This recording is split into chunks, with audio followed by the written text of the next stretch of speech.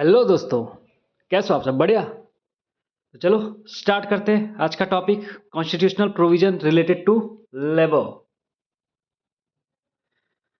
तो इसमें सबसे पहले हम स्टार्ट करेंगे फंडामेंटल राइट्स।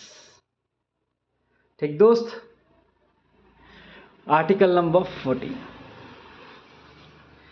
दोस्त, एक सिंपल सा सवाल पहले सुन। भारत में काम करने वाले मजदूर की डिग्निटी, सेफ्टी और राइट किसने सिक्योर किए? ईपीएफओ एपीएफसी एग्जाम में इसका सीधा जवाब छुपा होता है हमारा कॉन्स्टिट्यूशन के अंदर। हमारे कॉन्स्टिट्यूशन के अंदर इसका जवाब छुपा है और आज के वीडियो में गारंटीड आपका कॉन्सेप्ट क्लियर कर दूंगा, बिल्कुल स्टोरी टेलिंग स्टाइल में, जैसे एक डॉक्यूमेंट्री चल रही हो। तो चलो स्टार्ट करते हैं। Part 1 fundamental, part 3 fundamental rights. ठीक है, तो इमेजिन कीजिए कि एक फैक्ट्री वर्कर है, उसका रिलीजन हो सकता है अलग, हो सकता है कास्ट भी उसका अलग हो सकता है स्टेट भी अलग हो, पर आर्टिकल 14 कहता है सबके साथ equal protection of law and equality before law. But equality before law कैसे इंश्योर होगा? ये होगा इक्वल प्रोटेक्शन ऑफ लॉ के थ्रू। जब लोग ऑलरेडी इक्वल होंगे, लाइक जैसे तुमने सुना होगा कि रिजर्वेशन, रिजर्वेशन किससे आया? This is the article from where reservation originates, कि पहले लोगों को इक्वल तो बनाओ जो इक्वल नहीं ऑलरेडी। हम इक्वलिटी बिफोर लॉ तब तो लगा सकते हैं जब ऑलरेडी लोग इक्वल हो। हम अनइक्वल को इक्वल कैसे ट्रीट करें? हम लेबर क्लास को अगर प्रोटेक्शन नहीं दे रहे हैं और वो वल्नरेबिलिटी फील कर रहे हैं और लोग उन्हें कुछ भी किए जा रहे हैं, हैरेस कर रहे हैं, तो कहाँ की इक्वलिटी? कौन सी इक्वलिटी बिफोर लॉ? उसके लिए इक्वलिटी बिफोर लॉ होगा? नहीं होगा। उसके लिए पहले इक्वल प्रोटेक्शन ऑफ लॉ दिया जाएगा, उसको डिग्निफाइड लाइफ दी जाएगी। मतलब कि बेटा इक्वल प्रोटेक्शन ऑफ लॉ सबके लिए है, चाहे वो मजदूर हो चाहे कोई हो।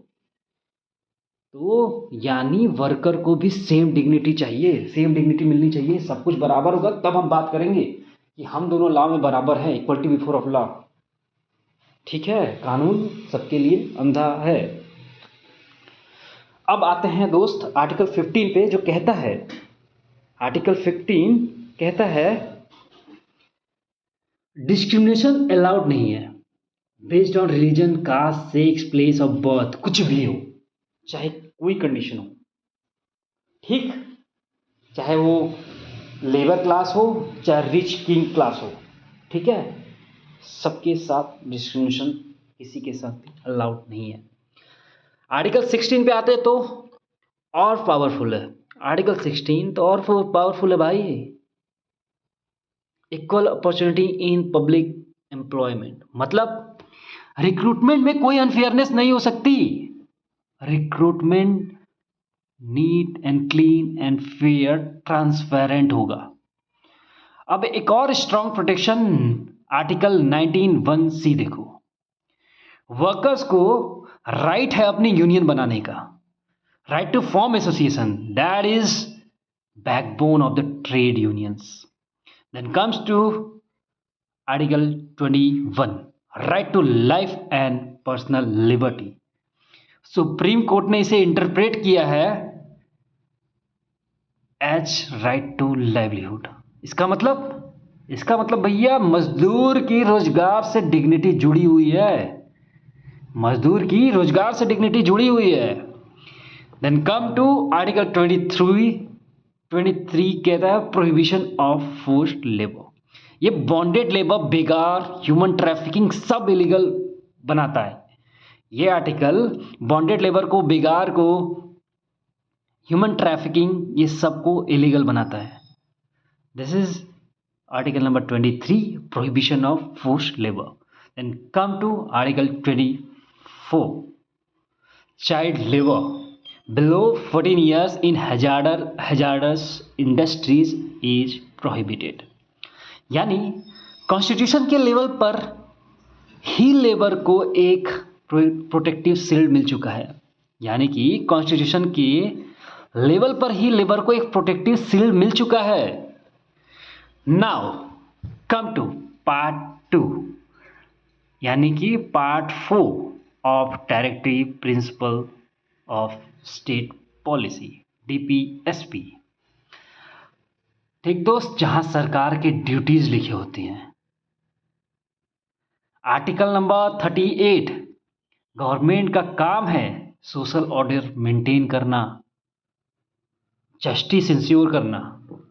आर्टिकल नंबर 39 का सबसे important part, adequate livelihood, equal pay for equal work, protection from exploitation. ठीक, this is the article number 39। Then jump to 41। 40 तो तुम्हें पता होगा ऑर्गेनाइजेशन ऑफ विलेज है, तो इससे कोई लेना देना नहीं है लेबर का। तो 41 पे आते हैं दोस्त। तो 41 कहता है कि right to work, education and public assistance in certain classes. This is the article number 41। अब आर्टिकल नंबर 42 पे आते हैं दोस्त। Just and human condition of work, maternity relief. ये मैटरनिटी बेनिफिट लॉ को कॉन्स्टिट्यूशनल बेस देता है। Article number 42 maternity benefit laws का कॉन्स्टिट्यूशनल बेस है। क्या समझे? Article number 42 just and human condition of work and maternity relief, ये maternity benefit laws का कॉन्स्टिट्यूशनल बेस है। Sometimes in hurry you fumble, कोई ना, we are human. Let's see article number 43, living wage is decent standard of life for workers. ये living wage और decent standard of life for workers के बारे में बात करता है। आर्टिकल नंबर 43A पे जब हम आते हैं तो ये कहता है, क्या कहता है आर्टिकल नंबर 43A? ये कहता है workers participations in management of industries, workers का participation in management of industries. इस आर्टिकल को रट लो, याद कर लो, बहुत इंपॉर्टेंट है। This can be asked. Article number 43, 42, 43, 43A, ये तीनों स्पेशली याद कर लो, एग्जाम के लिए बहुत इंपॉर्टेंट है। ठीक दोस्त,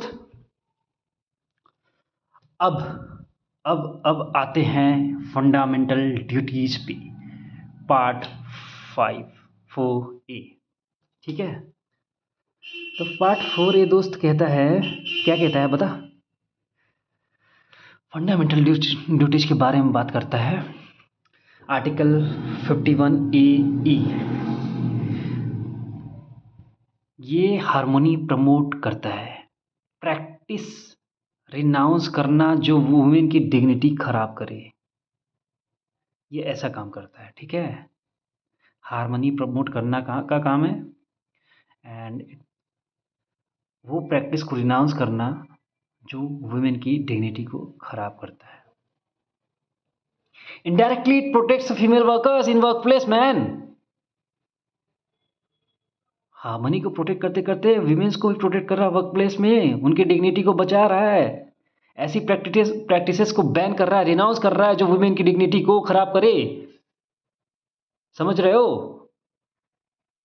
वुमेन्स पे कुछ ऐसे रिस्ट्रिक्शंस जो लगे होते हैं जो नहीं लगने चाहिए, उसको ये रोकता है, लॉजिक देता है, साइंटिफिक टेम्परामेंट को एक तरीके से इंक्रीज कर रहा है बेटा ये।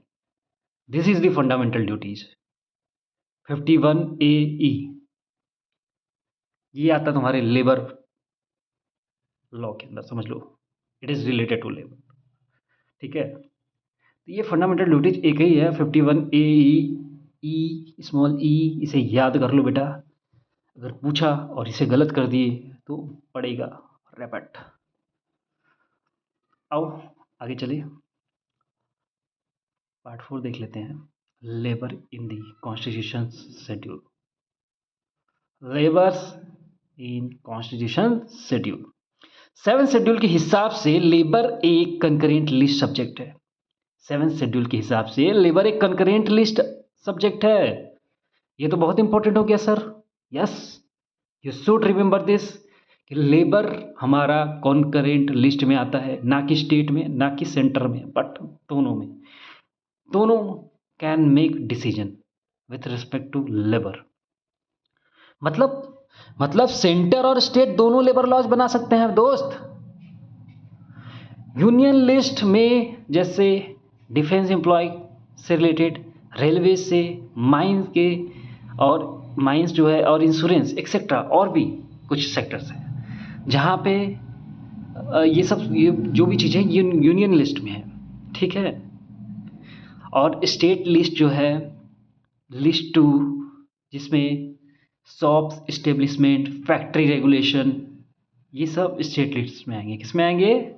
स्टेट लिस्ट में आएंगे shops and establishments and factory regulation. और यूनियन लिस्ट में आएंगे defence employ, railways, mines, insurance. Concurrent list में क्या आएंगे? लिस्ट 3 है ये, मोस्टली सारे लेबर लॉज, मोस्टली सारे labour laws, trade unions, industrial disputes, welfare of labour, यही फॉलो करते हैं ये सब। Trade unions, industrial dispute, welfare of labour, ये सब कहाँ फॉलो करते हैं? कॉन्करेंट लिस्ट में दोस्त। याद कर लो, लेबर लॉ, बार बार बोल रहा हूँ, trade unions, industrial dispute, trade unions, unions में डिस्प्यूट होता है तो एक तरीके से इंडस्ट्रियल डिस्प्यूट मान लो, और लेबर का वेलफेयर ट्रेड यूनियन में बात होती है भाई। ये तीनों चीज़ें कनेक्टेड हैं, और ये तीनों चीज़ें रिलेटेड टू लेबर आता कहाँ पे है बेटा? Concurrent list, list number 3। Remember it, number मिल सकते हैं बेटे। चलो आ जाओ आगे। तो दोस्तों आई थिंक बस इतना ही था,